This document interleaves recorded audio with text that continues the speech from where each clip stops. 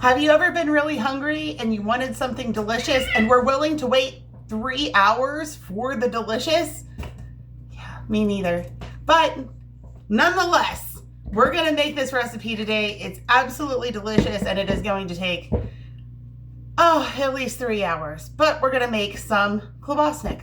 If we've never met, I'm Kira, hi, and I have no business trying to teach anybody to cook, except that I come from a huge line of women who are really good at cooking. So I don't know, maybe it's like genetics or something. It's whatever it is, I know my way around a kitchen from time to time.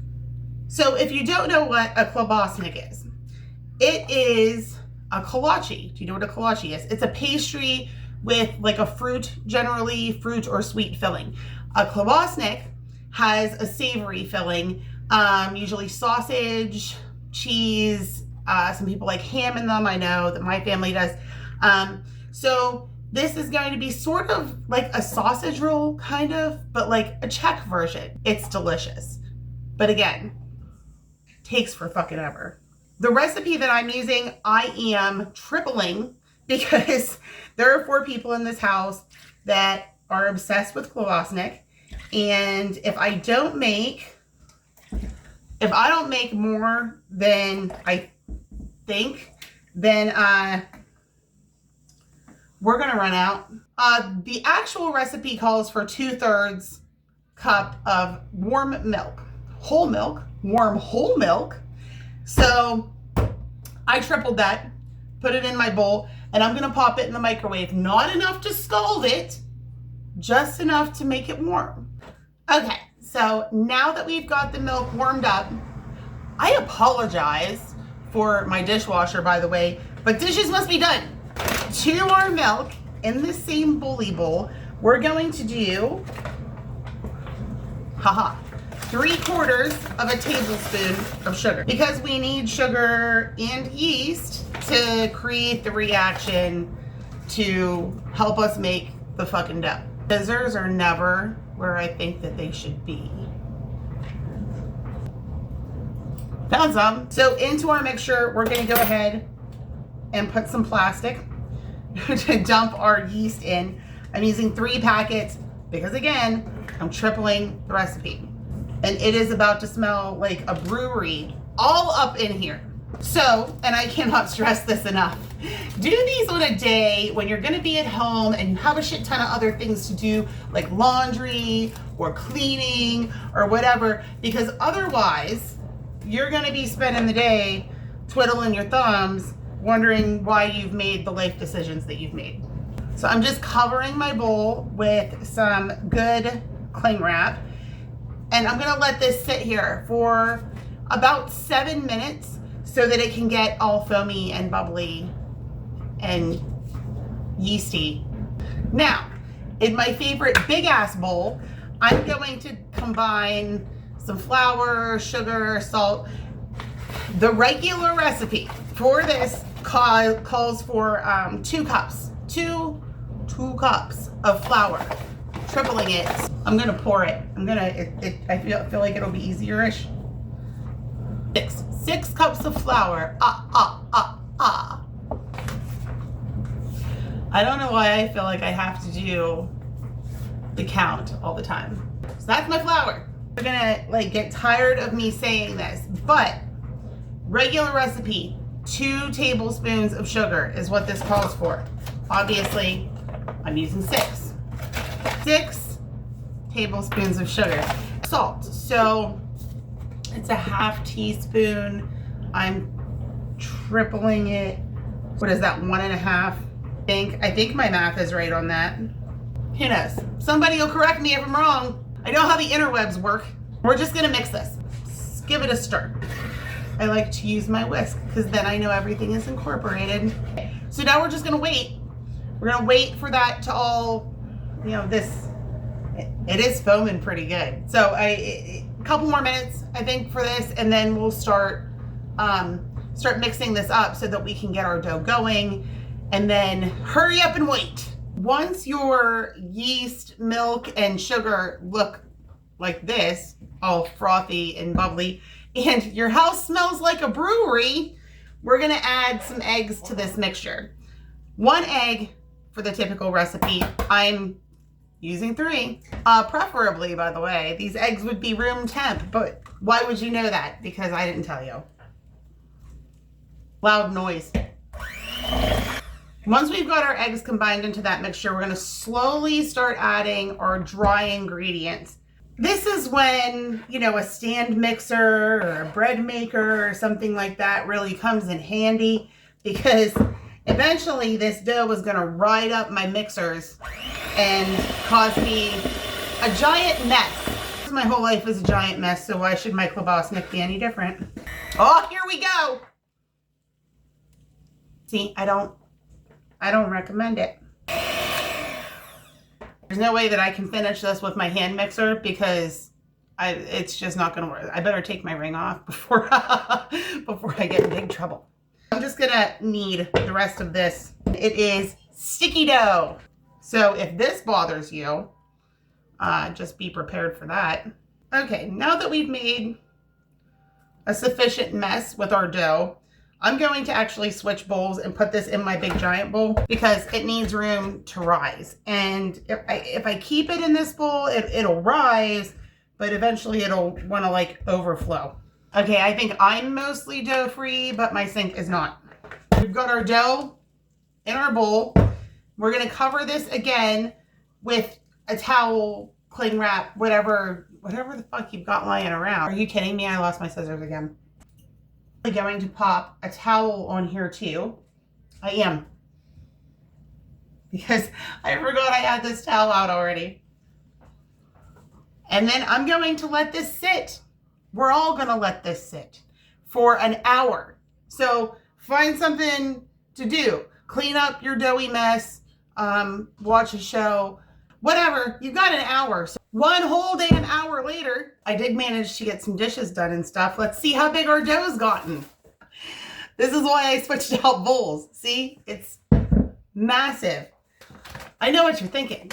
Yes, the dough is done. That means that we can put these things together. Well, you're wrong, because we have to do it again. We have to let it rise again. But I was going to make a bad joke there. But for the time being, we want to flour our surface because we gotta get this sucker out, and we've got to knead on it a little bit. We got to burp it. There she is. She's sticky. She could be stickier. It could be worse. But we're just going to knead the dough for a couple of minutes just to make sure that we've burped any gases out and get it nice and smooth. So as you can see, I just like manhandle the thing. And if you didn't do arm day today, you're in luck. Once I'm done, I just form it. I tuck the edges, right? And then I just form it into a nice, neat little dough ball again. And then back into our gigantic bowl. I'm gonna cover it back up because, like I said, she has to proof again. My baby dough ball is all tucked back in, and I'm gonna set her off to the side, give it another about an hour, and she should again double in size. So, you sick of this shit yet? Because I am. This is our dough.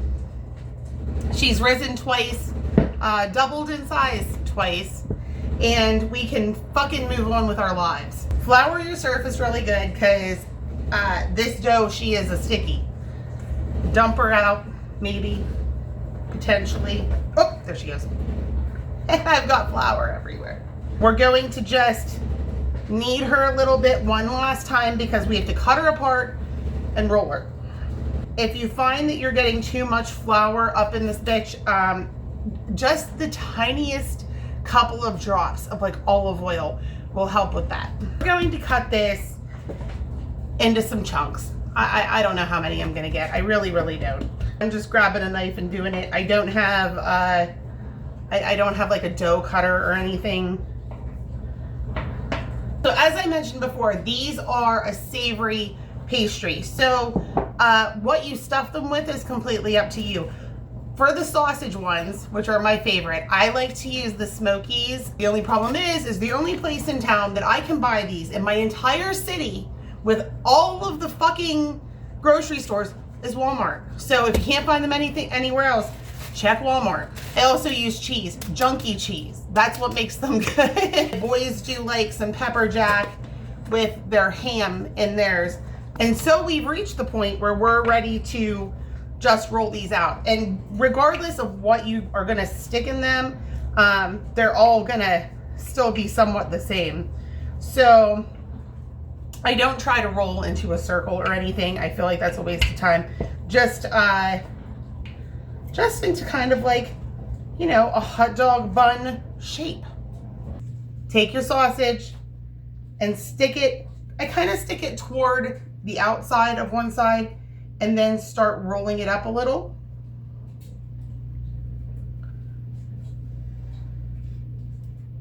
Fold your ends in, almost like you're making like a burrito. I'm gonna cut off that little bit of excess to make it easier to work with. So you've got it rolled, start pinching because you want that seam closed. Once you're finished rolling, it should look something like this. Get a cookie sheet and line it with parchment paper. Just save yourself the step. Do that, and then you can sit your little Klobásnik down on it while you make more. So this can be a little tedious, and I don't feel like you need to watch me roll up all these bitches. I'll come back when I'm making one that's not just plain sausage. The last one are the ham ones that I do, and I've already got my dough lined out. So what we're gonna do to put these ones together is like, remember when you were a kid or maybe now as an adult and you made like the ham roll-ups? That's what we're gonna do. So I get my ham. This is honey ham, but you can use, you know, whatever, you know, Black Forest, Virginia, whatever kind you prefer. Get your cheese, stick it in the middle of your roll up, and then roll up your ham tight, transfer it to your dough. And we just roll these ones up like we were rolling up one of the sausage ones. This is the ham and cheese.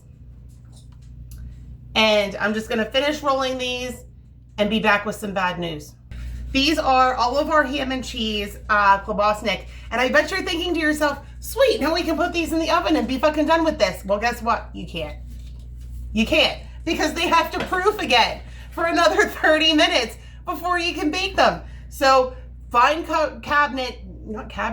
find counter space, get a big towel and cover them up so that they can proof for another 30 minutes. Here are the very first ones that I did, the plain sausage. These have been proofing for 30 minutes. So you can see that our dough's gotten nice and fluffy again. And I'm going to just spread a little bit of melted butter on the tops of these to help them brown. Melted butter. I don't know why I'm recording this because it's not exactly rocket science, but I've got my brush and I'm just gonna brush a little bit of butter on top of these. We're covered in butter and we're ready to go in the oven. At least these ones are. The other ones are still proofing, but that gives these ones time to cook. So I usually say about 20 to 30 minutes. I'll let you know whenever they're done how long they were in there. So I've still got some in the oven, but these are what your Klobásniks should look like after they're done cooking. About 20 minutes in the oven and absolutely perfect. There you go. They came out so perfectly. They are crispy on the outside, so fluffy on the inside, and there's zero chance I'm not taking a bite of this.